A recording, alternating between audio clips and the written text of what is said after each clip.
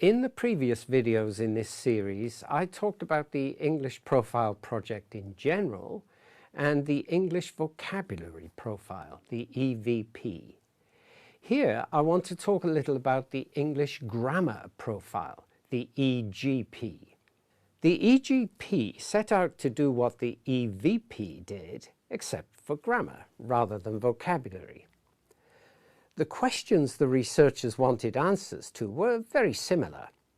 How much grammar and what grammar can learners typically use correctly and appropriately at each level of the Common European Framework of Reference, the CEFR? The EGP researchers, Dr. Anne O'Keefe and Geraldine Mark, had at their disposal the Cambridge Learner Corpus, just as the EVP did. The corpus consists of more than 60 million words, mostly students' written work in the Cambridge exams from around the world. It contains some 200,000 exam scripts from students of 148 different language backgrounds from 217 countries or territories. And spoken data is also continually being added. So it is a great resource for seeing just what sort of language learners from around the world actually use when they write or speak in exams. The first decisions the EGP team had to make was what to search for.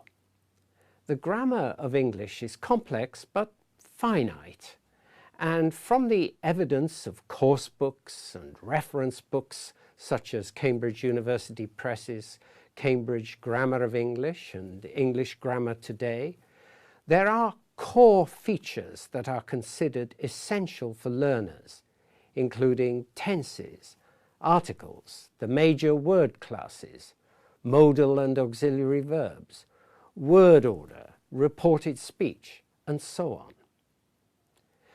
Based on this canon of grammar and on evidence from the larger multi-billion word Cambridge International Corpus, the researchers were able to draw up a long list of grammar features to search for in the learner data.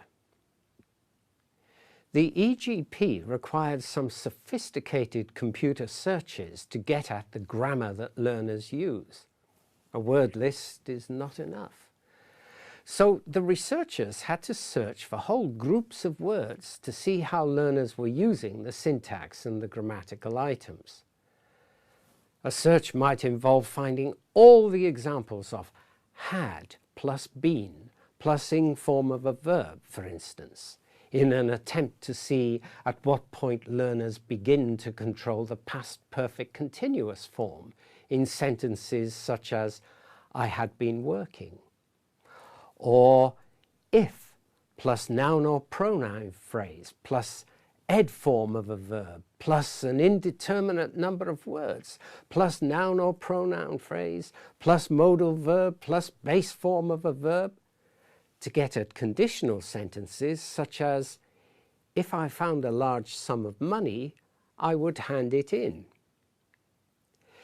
In fact, the evidence shows that B1 learners can generally use this basic conditional structure with the past simple and modal verbs such as would and could.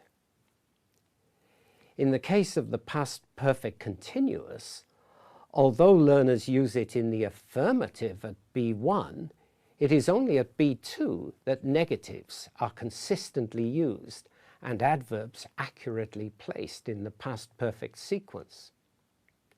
Interrogative forms come much later, at C2 level. Although we don't often think of it in that way, grammar is like vocabulary in that grammatical forms often have more than one meaning. So the modal verb may is used in its meaning of weak possibility. The weather may be hot by A2 students.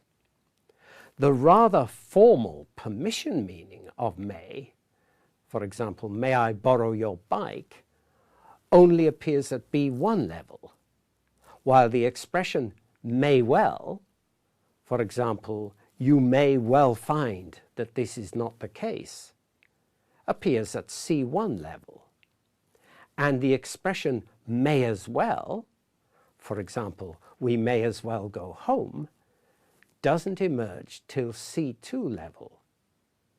So grammar in the EGP involves meanings as well as forms and rules, and it enables us to see how learners develop competence in form and meaning, as well as pragmatic appropriateness as we move up the CEFR levels.